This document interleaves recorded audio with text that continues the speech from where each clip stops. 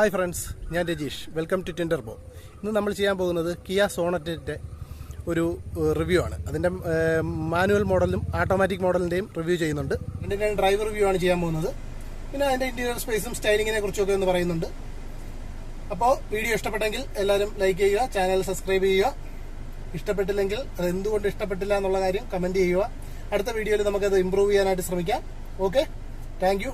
നമ്മളിവിടെ GTX Plus എന്നുള്ള വേരിയൻ്റാണ് review ചെയ്യുന്നത്. ഇതിൻ്റെ ഡിസൈനെ കുറിച്ച് പറയുകയാണെങ്കിൽ നമുക്ക് ആ ഒരു കിയയുടെ സ്റ്റൈഗർനോസ് ഗ്രില്ലും കാര്യങ്ങളൊക്കെ വരുന്നുണ്ട്. പിന്നെ ഫുള്ള് LED ലാംപ്സ് ആണ് വരുന്നത്. ഹെഡ് ലാംപ്സും ഫോഗ് ലൈറ്റ്സും എല്ലാം LED ആണ് വരുന്നത്. ഡേ ടൈം റണ്ണിങ് ലാമ്പും കാര്യങ്ങളും എല്ലാം വരുന്നുണ്ട്. പിന്നീട് ആ ഒരു GTX ലൈനിൻ്റെ, അതായത് GTX Plus വേരിയൻറ്റിൻ്റെ ഒരു റെഡ് ആക്സൻസ് എല്ലായിടത്തും വരുന്നുണ്ട്. നമുക്ക് ഫ്രണ്ടിലും ഇപ്പം അലോയ് വീൽസിലും സൈഡിലും എല്ലാം കാണാം ഒരു റെഡ് ആക്സൻസ് വരുന്നുണ്ട്. അലോയ് വീൽസ് നമുക്ക് വരുന്നതെന്ന് പറഞ്ഞാൽ 16 ഇഞ്ച് അലോയ്സ് വീലാണ് വരുന്നത്. 215, 60, 16 ആണ് വരുന്നത് ടോപ്പ് എൻഡിന്. ബേസ് മോഡൽസിന് 15 ഇഞ്ചാണ് വരുന്നത്. പിന്നെ ഡിസൈൻ, ഓവറാൾ ഡിസൈൻ എന്ന് പറഞ്ഞു കഴിഞ്ഞാൽ കുറച്ച് ബോൾഡായിട്ടുള്ളൊരു ഡിസൈനാണെന്ന് തന്നെ പറയാം. ഹുണ്ടായി വെന്യൂവിൻ്റെ ഒരു കിയയുടെ ഒരു വേർഷനാണിത്. പക്ഷേ ഹുണ്ടായും കിയയും സിസ്റ്റർ കമ്പനീസ് ആണെന്ന് എല്ലാവർക്കും അറിയാം. പക്ഷേ ഹുണ്ടായി വെന്യൂവിനെക്കാട്ടിയും കുറച്ചുകൂടെ ബോൾഡായിട്ട്, കുറച്ചുകൂടെ വലിപ്പം ഒക്കെ കൂടുതലുണ്ട്. അതായത് വലിപ്പം എന്ന് പറഞ്ഞു കഴിഞ്ഞാൽ കുറച്ച് ഹൈറ്റ് അതിനെക്കാട്ടിയും കൂടുതലുണ്ട്. പിന്നെ കുറച്ചുകൂടെ റോഡ് പ്രസൻസ് തോന്നിക്കുന്ന ഒരു ഡിസൈനാണ്. ഇവിടെ ബൂട്ട് സ്പേസും കൂടുതലുണ്ട്. അത് ക്ലാസ് ലീഡിംഗ് എന്ന് തന്നെ പറയാം. ഒരു 392 ലിറ്റർ ബൂട്ട് സ്പേസ് വരുന്നുണ്ട്. ബൂട്ട് ലൈറ്റും കാര്യങ്ങളും ഒക്കെ വരുന്നുണ്ട്. പിന്നെ സീറ്റ് സ്പ്ലിറ്റ് അല്ല വരുന്നത്, സിംഗിളായിട്ടുള്ള സീറ്റാണ് വരുന്നത്, സ്പ്ലിറ്റ് അല്ല വരുന്നത്. പിന്നെ നമുക്ക് ഡിസൈൻ്റെ ബാക്കി ഒരു ഡിസൈൻ ലാംഗ്വേജ് നോക്കുകയാണെങ്കിൽ വളരെ ഫ്രണ്ടിൽ നിന്നൊക്കെ വളരെ ബോൾഡായിട്ടുള്ളൊരു ഡിസൈൻ ലാംഗ്വേജ് തന്നെയാണ്.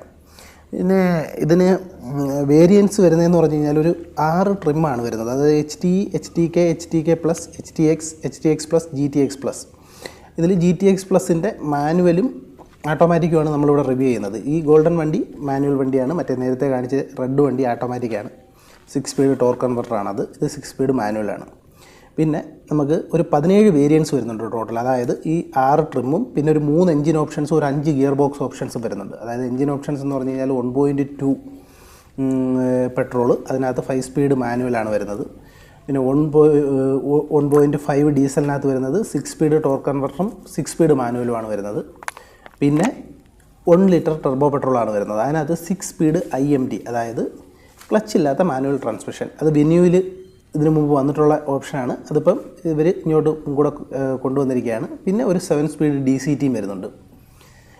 ഇത്രയാണ്. പിന്നെ നമ്മൾ ഡിസൈൻ ലാംഗ്വേജ് നോക്കുകയാണെങ്കിൽ നമുക്ക് ബാക്കിൽ ആ ഒരു പിന്നെ ബാക്കിൽ ബ്രേക്ക് ലൈറ്റിൻ്റെ ആ ക്രോസിന് പോകുന്ന ആ റിഫ്ലക്ടറിനകത്താണ് നമുക്ക് റിയർവ്യൂ ക്യാമറയൊക്കെ വരുന്നത്. പിന്നെ നമുക്ക് സ്കിഡ് പ്ലേറ്റിനകത്തും ആ റെഡ് ആക്സൻസ് വരുന്നുണ്ട്. ഇത് ഈ റെഡ് ആക്സൻസ് GTX പ്ലസിന് മാത്രമേ വരുന്നുള്ളൂ. അല്ലാതെ അതിന് താഴോട്ടുള്ള, അതായത് HTX Plusന് താഴോട്ടുള്ള മോഡൽസിനൊന്നും വരുന്നില്ല. സൈഡും കുറച്ചുകൂടെ നമുക്ക് ഒരു ഹൈറ്റ് തോന്നിക്കുന്ന രീതിയിലുള്ളൊരു ഡിസൈനാണ്. പിന്നെ നമുക്ക് ബ്ലാക്ക് ഡൗട്ട് റൂഫാണ് വരുന്നത്. ഒരു ഡ്യുവൽ ടോൺ ഗ്രാബ് റെയിൽസ് വരുന്നുണ്ട്. ഒരു സിൽവറും ബ്ലാക്ക് കളറുള്ള ഗ്രാബ് റെയിൽസ് വരുന്നുണ്ട്. പിന്നെ നമുക്ക് വിൻഡോ ലൈനിൻ്റെ കൂടെ ചേർന്ന് അങ്ങ് ഫ്രണ്ടിൽ നിന്ന് ബാക്ക് വരെ പോകുന്ന ഒരു ക്രോം ഫിനിഷിങ് വരുന്നുണ്ട്. പിന്നെ അലോയ് വീൽസ് നമുക്ക് ഒരു ഡ്യുവൽ ടോൺ അലോയ് വീൽസാണ് വരുന്നത് ടോപ്പ് എൻഡിന്. നമുക്ക് ബ്രേക്കിൻ്റെ ക്ലിപ്പറൊക്കെ ഒരു റെഡ് കളറിൽ വരുന്നുണ്ട്. ഈ റെഡ് ആക്സൻറ്റിൻ്റെ കൂടെ ചേർന്ന് നിൽക്കുന്നൊരു ഡിസൈനാണ് അതിനകത്ത് വരുന്നത്.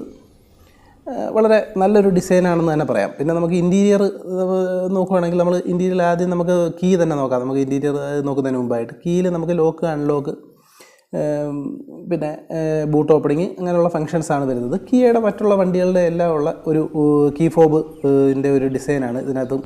സെൽറ്റോസിൻ്റെയൊക്കെ സെയിം കീ ഫോബ് ഡിസൈനാണ് യൂസ് ചെയ്തിരിക്കുന്നത്. അപ്പോൾ നമുക്ക് ഓട്ടോമാറ്റിക് ഫോൾഡിങ് മിറേഴ്സൊക്കെയാണ് വരുന്നത്. പിന്നെ ഓട്ടോമാറ്റിക് ഫോൾഡബിൾ ആൻഡ് അഡ്ജസ്റ്റബിൾ മിറേഴ്സാണ് വരുന്നത്. പിന്നെ ഒരു റൂഫിൻ്റെ പോലെ തന്നെ ബ്ലാക്ക് കളറാണ് സൈഡ് മിറേഴ്സിനും കൊടുത്തേക്കുന്നത്. എനിക്ക് ഇതിൻ്റെ ഫ്രണ്ട് ഡിസൈനാണ് ബാക്ക് ഡിസൈനെക്കാട്ടിയും കുറച്ചുകൂടെ ഇഷ്ടപ്പെട്ടത്. ബാക്ക് കുറച്ചുകൂടെ ഒന്ന് സെറ്റിൽഡ് ആയിട്ടുള്ളൊരു ഡിസൈൻ, അത്രയും ഒരു നല്ല ഡിസൈൻ കുറച്ചുകൂടെ എനിക്ക് ഫ്രണ്ടാണ് ഇഷ്ടപ്പെട്ടത്. പിന്നെ ഇൻറ്റീരിയർ നോക്കുവാണെങ്കിൽ നമുക്ക് ഇൻറ്റീരിയറിൽ നമുക്ക് സെൽറ്റോസിനകത്ത് തന്നെ വരുന്ന ആ ഒരു 10.25 ഇഞ്ചിൻ്റെ ടച്ച് സ്ക്രീൻ തന്നെയാണ് സോണറ്റിലേക്ക് അവർ ക്യാരി ഫോർവേഡ് ചെയ്തിരിക്കുന്നത്.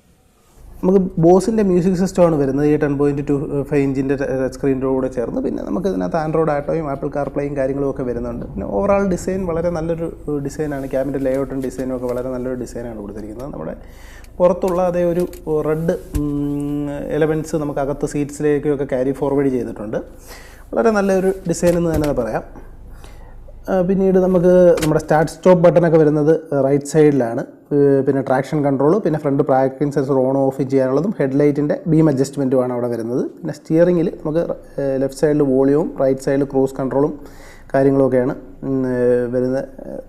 ഓവറാൾ ഡിസൈൻ നമുക്ക് നോക്കുകയാണെങ്കിൽ വളരെ നല്ലൊരു ഡിസൈൻ എന്ന് തന്നെ നമുക്ക് പറയാം. പിന്നീട് നമ്മുടെ ഓട്ടോമാറ്റിക് ക്ലൈമറ്റ് കൺട്രോൾ വരുന്നുണ്ട്. പിന്നെ അതിൻ്റെ താഴെയായിട്ട് നമുക്ക് ചാർജിങ് സോക്കറ്റ്സ് വരുന്നുണ്ട്. 3 ചാർജിങ് സോക്കറ്റ്സ്, 2 USB സോക്കറ്റ്സും ഒരു 12 വാട്ട് സോക്കറ്റും. അതിന് മുകളിൽ നമുക്ക് ഫോണിൻ്റെ വയർലെസ് ചാർജിങ്, അത് ടോപ്പ് എൻഡ് മോഡലിന് വയർലെസ് ചാർജിങ് വരുന്നുണ്ട്. വയർലെസ് ചാർജിങ്ങിൻ്റെ ഓപ്ഷൻസും കാര്യങ്ങളൊക്കെയാണ് വരുന്നത്. ആ ക്യാമറയുടെ സിമ്പിൾ കണ്ടത് നമുക്ക് വണ്ടി ഓടിക്കൊണ്ടിരിക്കുമ്പോൾ നമുക്ക് വേണമെങ്കിൽ റിവേഴ്സ് ക്യാമറ ഓൺ ചെയ്യാം. ബാക്കിൽ എന്തോ ഉണ്ടെന്ന് കാണാൻ ട്രാഫിക്കിലൊക്കെ ഉപകാരപ്പെടുന്നൊരു കാര്യമാണ്. അത് ഞാൻ വണ്ടി ഓടിക്കുമ്പോൾ നിങ്ങൾക്ക് കാണിച്ചു തരാം. ആ സ്വിച്ച്, വ്യൂ എന്നുള്ള സ്വിച്ച്. IRVMs ആട്ടോ ഡിമ്മിങ് ആണ് വരുന്നത്. അത് വളരെ ഉപകാരപ്രദമായൊരു കാര്യമാണ്. നമുക്ക് നൈറ്റ് ഡ്രൈവിങ്ങിലൊക്കെ വളരെയധികം ഉപകാരപ്രദമായിട്ടുള്ള കാര്യമാണ് ഈ ആട്ടോ ഡിമ്മിങ് ആയിട്ട് വരുന്നത്. പിന്നീട് നമുക്ക് സൺറൂഫ് വരുന്നുണ്ട് വണ്ടിക്ക്. ഇത് സൺറൂഫിൻ്റെ സ്വിച്ചാണ്. മറ്റേത് ലൈറ്റിൻ്റെ സ്വിച്ചസാണ് വരുന്നത്. സൺറൂഫ് സിംഗിൾ സൺറൂഫാണ് വരുന്നത്. നല്ല സ്മൂത്തായിട്ടുള്ള ഓപ്പറേഷനും കാര്യങ്ങളൊക്കെയാണ് സൺറൂഫിൻ്റെ. പിന്നെ ബോട്ടിൽ ഹോൾഡറും ഒരു അംബ്രല്ല ഹോൾഡറും വരുന്നുണ്ട് ഫ്രണ്ട് ഡോർസിൽ. പൊതുവേ സ്റ്റോറേജ് നല്ല രീതിയിലുള്ള സ്റ്റോറേജ് ഉണ്ട്. നമുക്ക് സെൻറ്ററിൽ നമുക്ക് ഫോൺ സ്റ്റോർ ചെയ്യാനുള്ള സ്ഥലമുണ്ട്. നമുക്ക് 2 കപ്പ് ഹോൾഡേഴ്സ് ഉണ്ട്. അതിൻ്റെ സെൻറ്ററിൽ വേണമെങ്കിൽ ഒരു ഫോൺ സ്റ്റോർ ചെയ്യും. പിന്നീട് ആംറസ്റ്റിൻ്റെ താഴെയായിട്ട് നല്ല ഡീപ്പായിട്ടൊരു സ്റ്റോറേജ് ഉണ്ട്. ആംറസ്റ്റിൻ്റെ ആ ഒരു റെസ്റ്റിൽ തന്നെയാണ് നമ്മുടെ എയർ പ്യൂരിഫയർ വരുന്നത്, എയർ ഫിൽറ്റർ വരുന്നത്. അതിൻ്റെ റീഡിങ് ബാക്കിലാണ്. അത് ഞാൻ ബാക്കിൽ കാണിച്ചു തരാം. പിന്നെ ബാക്കിലത്തെ സ്പേസിൻ്റെ കാര്യം പറയുകയാണെങ്കിൽ ബാക്ക് സീറ്റിൻ്റെ സ്പേസും വളരെ കുഴപ്പമില്ലാത്തൊരു സ്പേസാണ്. പക്ഷേ ബൂട്ട് സ്പേസ് 392 ലിറ്റർ ആക്കിയതുകൊണ്ട് ബാക്കിലെ സ്പേസിൽ കുറച്ചൊരു കോംപ്രമൈസ് ചെയ്തിട്ടുണ്ട്. എന്നാലും അത്യാവശ്യത്തിന് ലെഗ് സ്പേസ് ഒക്കെ ഉണ്ട്. ഇതാണ് അതിൻ്റെ ഡിസ്പ്ലേ, നമ്മുടെ എയർ പ്യൂരിഫയറിൻ്റെ ഡിസ്പ്ലേ ഇതാണ്. ഇത് നമുക്ക് ബാക്കിൽ AC വെൻസ് വരുന്നുണ്ട്. പിന്നെ 1 ലിറ്റർ ബോട്ടിൽ നമുക്ക് ഇടാം. പിന്നെ ബോസിൻ്റെ നിങ്ങൾക്ക് മ്യൂസിക് സിസ്റ്റം കാണാം. പിന്നെ ലെഗ് സ്പേസ് കണ്ടില്ലേ, എൻ്റെ ഹൈറ്റിനനുസരിച്ചാണ് ഫ്രണ്ട് ചെയ്തേക്കുന്നത്. ഞാൻ 174 സെൻറ്റിമീറ്ററാണ് ഹൈറ്റ്. അതിനനുസരിച്ചുള്ള ഒരു USB ചാർജറുണ്ട്. പിന്നീട് നമുക്ക് സീറ്റിൽ 2 പോക്കറ്റ്സ് ഉണ്ട്. ആംറസ്റ്റിൽ കപ്പ് ഹോൾഡേഴ്സും കാര്യങ്ങളുമൊക്കെ വരുന്നുണ്ട്. ഇത്രയൊക്കെയാണ് ബാക്കിൽ വരുന്നത്. ബാക്കിലത്തെ സീറ്റിൻ്റെ റിക്ലൈനൊക്കെ ഓക്കെയാണ്. പക്ഷേ ലെഗ് റൂം കുറച്ചുകൂടെ ആവാമായിരുന്നു. നമുക്ക് അത് ഈ ബൂട്ട് സ്പേസ് ഈ 392 ലിറ്റർ എന്നുള്ളത് ക്ലാസ് ലീഡിങ് ആണ്. അതിൻ്റെ ഒരു അഡ്ജസ്റ്റ്മെൻ്റ് ആയിരിക്കാം. നമുക്ക് ടെസ്റ്റ് ഡ്രൈവിൻ്റെ കാര്യം നോക്കുകയാണെങ്കിൽ, ഇപ്പോൾ ആദ്യം നമ്മൾ മാനുവലിൻ്റെ ടെസ്റ്റ് ഡ്രൈവാണ്. മാനുവൽ 6 സ്പീഡ് മാനുവലാണ് വരുന്നത്. പിന്നെ അതിനകത്ത് പവർ ചെറുതായിട്ടൊന്ന് കുറച്ചിട്ടുണ്ട്. അതായത് ഓട്ടോമാറ്റിക്കിന് 115 bhp ആണ് പവർ വരുന്നത്. മാനുവലിന് 100 bhp പവറും ഓട്ടോമാറ്റിക്കിന് വരുന്ന 250 Nm ടോർക്ക് എന്നുള്ളത് 240 Nm ടോർക്കേ ഉള്ളൂ മാനുവലിന് വരുന്നത്. എന്നാലും നമുക്ക് പവറിന് അങ്ങനെ കുറവൊന്നും തോന്നുന്നില്ല. ഇത് ഒരു ചെറിയ വണ്ടിക്ക് 100 bhp പവർ എന്ന് പറഞ്ഞു കഴിഞ്ഞാൽ നല്ല പവർ തന്നെയാണ്. നമ്മളൊരു സബ് 4 മീറ്റർ വണ്ടിയുടെ ബോഡി വെയ്റ്റും ഒക്കെ നോക്കുമ്പോഴത്തേക്ക് ബോഡി വെയ്റ്റിൻ്റെ വെയ്റ്റ് ടു പവർ റേഷ്യോ ഒക്കെ നോക്കുമ്പോഴത്തേക്ക് നല്ലൊരു പവറാണ്.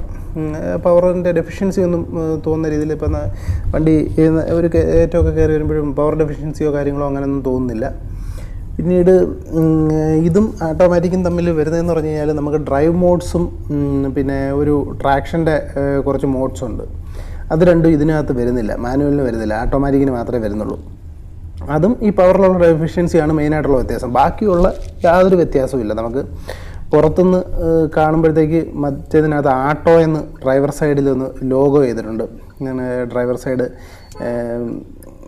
അതായത് ഡോറിൻ്റെ സൈഡിലായിട്ട് ഫ്രണ്ടിലായിട്ട് ലോഗോ ചെയ്തിട്ടുണ്ട്. അതേ ഉള്ളൂ നമുക്കൊരു വ്യത്യാസം അറിയാൻ പറ്റുന്നത് നമുക്ക് പുറത്തെ വിഷ്വലി കാണുമ്പോൾ.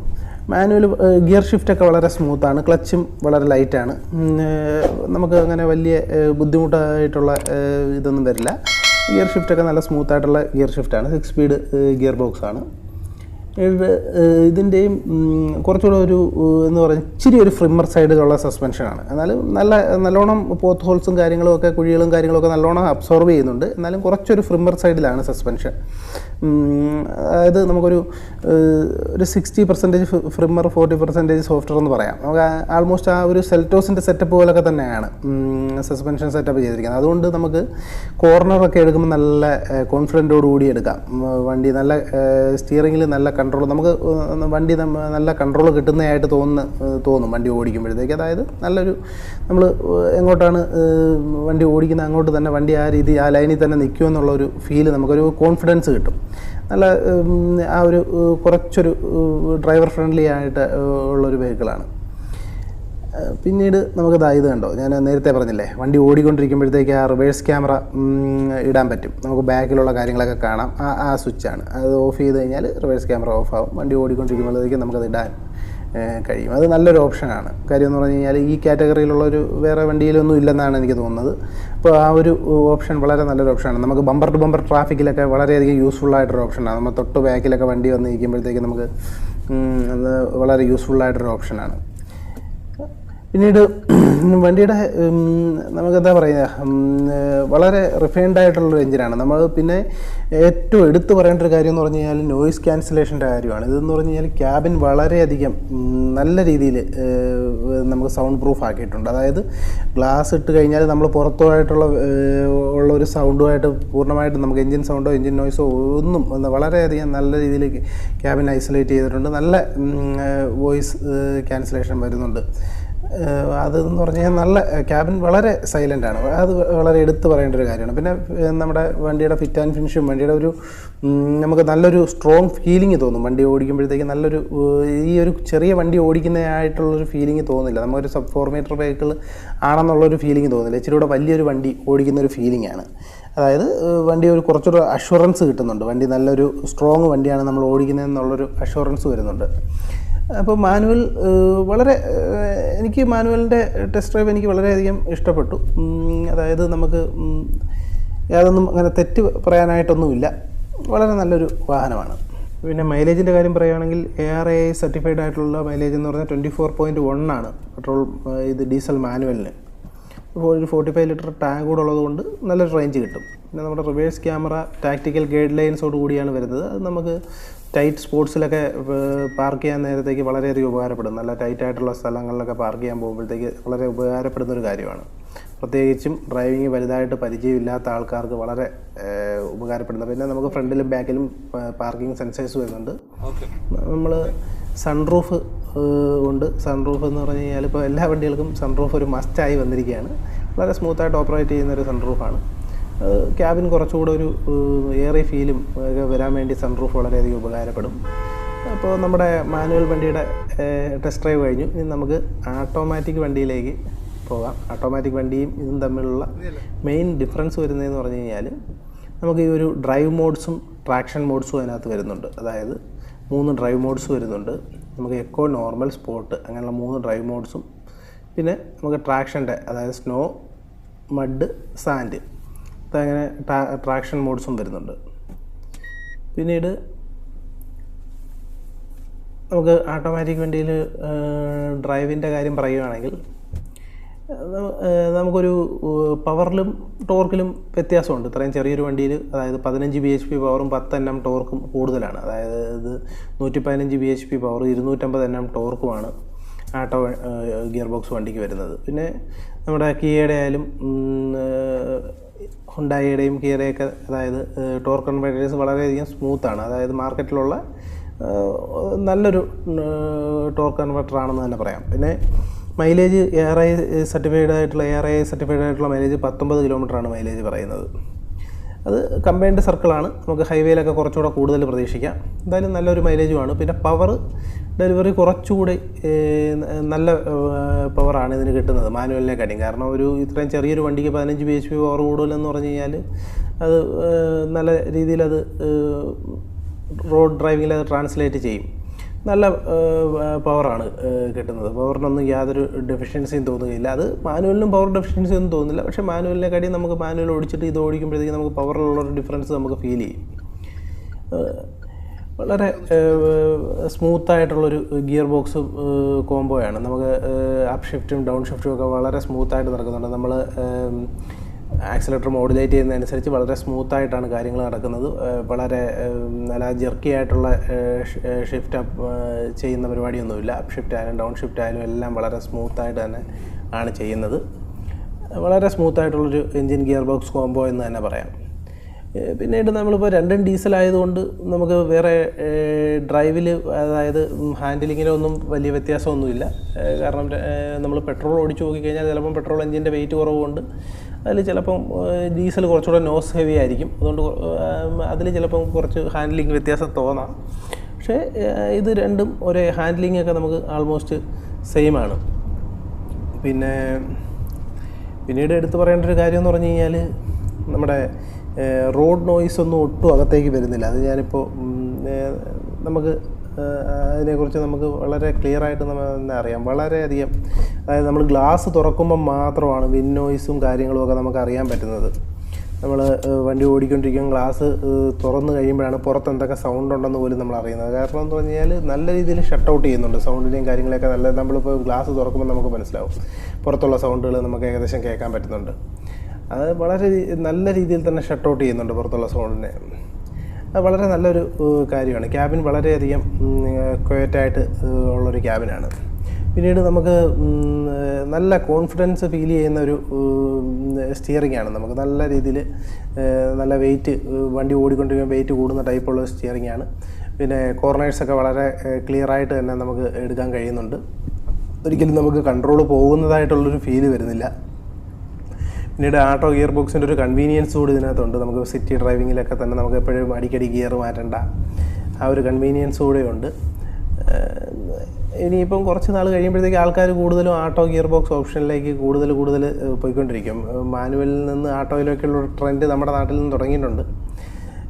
പുറത്തൊക്കെ ആണെങ്കിൽ നമുക്ക് മാനുവൽ ഗിയർ ബോക്സ് ഉള്ള വണ്ടികളെന്ന് പറഞ്ഞു കഴിഞ്ഞാൽ വർക്ക്, അതായത് പിക്കപ്പ് അങ്ങനെയുള്ള വണ്ടികളൊക്കെ ഉള്ള മാനുവൽ ഗിയർ ബോക്സ് കാണാൻ പറ്റും. അതും കുറവാണ്. ഇപ്പം വെസ്റ്റേൺ കൺട്രീസിലോട്ടൊക്കെ പോയി കഴിഞ്ഞാൽ അങ്ങനെയുള്ള വണ്ടികൾ പോലും ഓട്ടോമാറ്റിക് ഗിയർ ബോക്സ് ആയി. മാനുവൽ ഗിയർ ബോക്സ് ഉള്ള വണ്ടികൾ വളരെ കുറവായി തുടങ്ങി. ഇവിടെയും ഇപ്പോൾ എല്ലാ വണ്ടികൾ, ഏത് കമ്പനി വണ്ടി ഇറക്കിയാലും മാനുവൽ ഗിയർ ബോക്സിൻ്റെ കൂടെ ആട്ടോ ഗിയർ ബോക്സും കൂടെ ഇറക്കുന്നുണ്ടല്ലോ. അപ്പോൾ തന്നെ നമ്മൾ ആ ഒരു ട്രെൻഡ് ചേഞ്ചിങ്ങിലേക്ക് വന്നുകൊണ്ടിരിക്കുകയാണ്. ആൾക്കാർ നേരത്തെ പോലെയല്ല, ആട്ടോ ഗിയർ ബോക്സ് കൂടുതൽ ആൾക്കാർ ഓപ്റ്റ് ചെയ്യുന്നുണ്ട്. പിന്നെ പുതിയ ടെക്നോളജിയിൽ നമുക്ക് മാനുവൽ ഗിയർ ബോക്സിന് ഒപ്പം തന്നെ ആൾമോസ്റ്റ് സെയിം മൈലേജും ആട്ടോ ഗിയർ ബോക്സ് നൽകുന്നുണ്ട് എന്നുള്ളത് ഒരു വലിയ കാര്യമാണ്. ഇപ്പോൾ ഇതിൻ്റെ കാര്യം എടുത്താൽ തന്നെ ഇതിൻ്റെ തന്നെ 19 മൈലേജ് ആണ് കമ്പനി വാഗ്ദാനം ചെയ്യുന്നത്. അപ്പോൾ തന്നെ നമുക്കൊരു 45 ലിറ്റർ ഫ്യൂൽ ടാങ്ക് ആൾമോസ്റ്റ് നമുക്ക് 20 അടുപ്പിച്ച് നമുക്ക് ലോങ് ഒക്കെ പോകുമ്പോൾ 20 മൈലേജിന് മുകളിൽ കിട്ടാനും സാധ്യതയുണ്ട്. എന്നാലും ഒരു 850-900 റേഞ്ച് വരുന്നുണ്ട്. മാനുവലിന് നമുക്ക് വരുന്നതെന്ന് പറഞ്ഞു കഴിഞ്ഞാൽ ഒരു 24 മൈലേജ് വെച്ചിട്ട് 1100 അടുപ്പിച്ച് റേഞ്ച് വരുന്നുണ്ട്. വളരെ നല്ലൊരു റേഞ്ചാണ്. അപ്പോൾ മൈലേജും കാര്യങ്ങളുമൊക്കെ വളരെ നല്ലതാണ്. വണ്ടി എന്ന് പറഞ്ഞു കഴിഞ്ഞാൽ നമുക്ക് സെൽറ്റോസിൻ്റെ കാര്യം നിങ്ങൾക്കറിയാം, വളരെ റൺ അവേ സക്സസ് ആയിരുന്നു സെൽറ്റോസ്. ഇതും അതേപോലെ തന്നെ അതിനേക്കാളും കൂടുതൽ സക്സസ് ആവാൻ സാധ്യതയുള്ള, അതായത് നല്ല രീതിയിൽ ഇപ്പോൾ തന്നെ സക്സസ് ആയൊരു വണ്ടിയാണ്. വളരെയധികം ആൾക്കാർ എടുക്കാൻ സാധ്യതയുണ്ട് ഈ വണ്ടി. പിന്നീട് ഈ വണ്ടി എനിക്ക് ടെസ്റ്റ് ഡ്രൈവ് ചെയ്യാനായിട്ട് തന്ന NCS മോട്ടോഴ്സ് കൊല്ലത്തിന് ഞാൻ ഇവിടെ നന്ദി അറിയിച്ചുകൊള്ളുന്നു. അതായത് ഇതിൻ്റെ ഒരു റിവ്യൂ ചെയ്യാനായിട്ട് വണ്ടി തന്ന NCS മോട്ടോഴ്സിന് ഞാൻ എൻ്റെ നന്ദി അറിയിക്കുന്നു. പിന്നെ ഈ വണ്ടിയെക്കുറിച്ച് കൂടുതൽ നിങ്ങൾക്ക് എന്തെങ്കിലും അറിയണമെന്നുണ്ടെങ്കിൽ നിങ്ങൾ കോൺടാക്റ്റ് ചെയ്യേണ്ടുന്ന ഒരു കക്ഷിയുടെ ഫോൺ നമ്പർ ഞാൻ ഇതിൻ്റെ ഡിസ്ക്രിപ്ഷനിൽ കൊടുത്തേക്കാം. വിജിൻ വർഗീസ് എന്നാണ് പുള്ളിക്കാരൻ്റെ പേര്. അപ്പോൾ വണ്ടിയുടെ പ്രൈസിനെ കുറിച്ചോ വണ്ടിയുടെ ബാക്കിയുള്ള ഡീറ്റെയിൽസിനെ കുറിച്ചോ എന്തെങ്കിലും അറിയണമെന്നുണ്ടെങ്കിൽ പുള്ളിക്കാരനെ കോൺടാക്റ്റ് ചെയ്താൽ മതിയാവും. അപ്പോൾ എൻ്റെ ഒരു അഭിപ്രായത്തിൽ, എൻ്റെ ഒരു പേഴ്സണൽ ചോയ്സ് ആണെങ്കിൽ ഞാൻ ഓട്ടോമാറ്റിക് വെഹിക്കിളാണ് എൻ്റെ ഒരു പേഴ്സണൽ ചോയ്സ്. അപ്പോൾ അടുത്തൊരു വീഡിയോയുമായി ഉടനെ തന്നെ കാണാം. Thank you. Okay, by.